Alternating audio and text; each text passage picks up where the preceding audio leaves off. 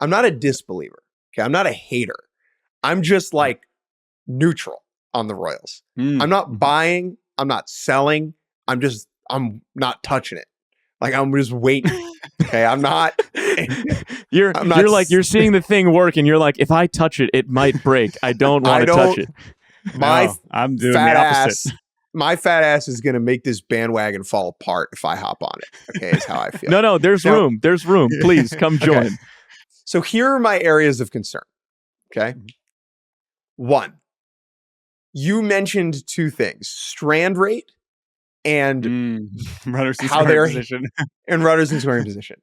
And if I am looking for a trap door, those two stats feel pretty good in terms of unsustainability. Okay. And I'll throw Salvador Perez's batting average in there with those two things for unsustainability. Okay. And maybe walk rate. That's one bucket. Okay. Those things. Okay. My second concern is a lack of depth on the farm, because the Royals have a well below average farm system. And if there are injuries that come up in the rotation or in the lineup, they are going to be less capable of backfilling those than, say, Cleveland, who has a pretty decent amount of depth in the upper minors. Maybe less on the pitching side with Cleveland just because they've had so many injuries, but you get my point. And then the last thing is the bullpen, right? This bullpen has overperformed, but is it legitimately good enough to be a playoff quality bullpen? Oh, sorry, one more concern. The bottom of the lineup. The bottom of the lineup is just not that good.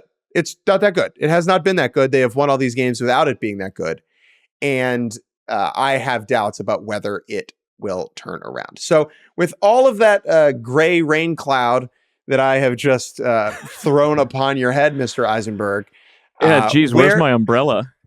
So again, not hating. Worry, can I rebut these? One by one. Yes. But remember, we're going to come out of this feeling good. Don't worry. We'll come out of this feeling good. You go ahead. Please rebut first. I want to hear. I would say I'll start with the bullpen and the way that they performed and the strand rate. Yeah, that's one that probably at the level that they are currently stranding runners isn't super sustainable. The fact that they don't get a ton of swing and miss is something that is definitely a concern. There's not a lot of juice in the bullpen right now. There's not, a guy like Mason Miller throwing 103. I mean, how many of those guys are really out there? But the Royals had that a little bit last year in Chapman before they traded him. I would also say that's one of the easiest things to fix and upgrade over the course of the season. So that's not a super big point of concern, I would say, for me.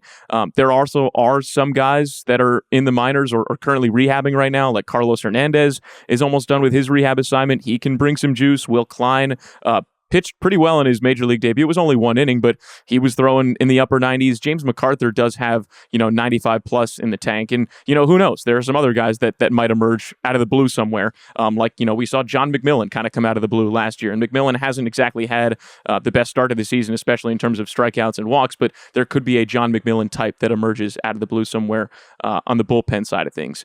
Runners in scoring position, as unsustainable as you might think that is, that was a huge emphasis for the Royals this past offseason, was better situational hitting, specifically productive outs, and they have changed their approach in that situation in order to be extremely effective. I think the key is, how do you take the approach that you have when there are runners on base and runners in scoring position when the Royals are hitting over 300 as a team? And how do you apply that to when the bases are empty, when the Royals are hitting like 212 or something? Once those things kind of start to come together, you're going to see a much more well-rounded offense. I would say, as it relates to Salvador Perez and his batting average and his walk rate, I put it to you, Jake Mintz, doubt Salvador Perez at your own peril. That's my so take. many people have time and time again. You sound like you're doubting a little bit. So I'm I would not say doubting. doubt El Capitan at your own peril. Yeah. Amen. Until he proves otherwise. Let me be very clear. One of the best players on the face of the earth. Yeah. That's my Okay. take. Here's all I'm saying. Okay. My guy has been a 171 OPS plus guy so far this year. He's hitting 341. He has not hit that well over a full season batting average wise in his whole career, but he has not been over 300. We mentioned this earlier on the show, since 2012 when he was 22. I'm just betting that he will fall back to earth a little bit, okay, and be an all-star level producer, but he is, which is great. Which is great. A little bit. Sure, that's just natural, regression to the mean or whatever. But I think you're going to look up when the season ends, and if the Royals are playing like the Royals are playing now, like that dude's going to be top 5 in MVP if people are paying close enough attention, which they should be. And Bobby Witt Jr. should be probably top 5 in MVP if people are paying close enough attention, and they should be. Oh no, no! You don't get to transition to that just yet because we have to talk about the bottom of the lineup. Okay, fine. How many contending teams right now have a lineup that goes 1 through 9? Yeah, it's a short list. I mean, the Dodgers. It's a really well, okay, but the Dodgers are ridiculous. Okay, when you have no, that's Ohtani Freeman. No, I was nuts. being serious. That was a real thing. The bottom of the lineup stinks. Like, I'm agreeing with you. Like, to me, what's frustrating about the Royals one is that like some of those guys were the additions that we thought were going to help and then haven't necessarily done that. MJ Melendez, who started hot, like I know he's really been struggling in May. I still think that there's something there. I think this is where my this is what spooks me too, is the bottom. But it might not matter because what I've said about this division is that the offensive bar is very low.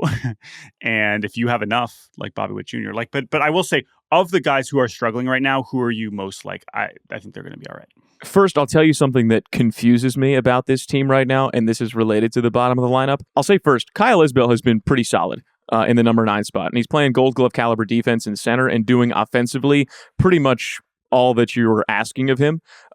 And that he's been the number 9 hitter all season long. Not really worried about Kyle Isbell at all. The thing that perplexes me is that Michael Garcia has like the most RBIs among leadoff hitters that aren't Mookie Betts and Gunnar Henderson, and that's hitting behind this bottom of the lineup that hasn't really been producing. So how does Michael Garcia have all of these RBIs and yet the bottom of the lineup isn't producing? I don't have the answer. That's a genuine question. I can't figure out how this is happening because there are concerns about MJ Melendez's consistency, and he's shown in the past his ability to be an impact bat. Hunter Renfroe has the track record. He was signed as someone who had a track record and kind of had an offensive floor that you could count on. He hit another home run last night.